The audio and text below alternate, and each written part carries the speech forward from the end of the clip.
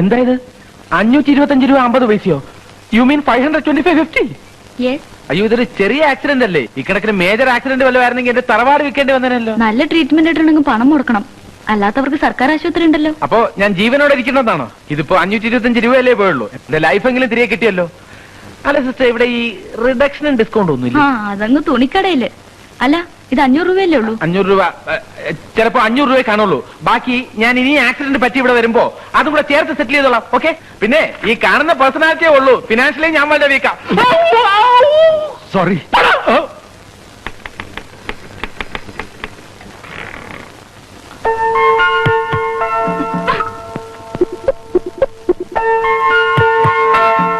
അയ്യോ, ഇതെന്ത് പറ്റി ചേട്ടാ?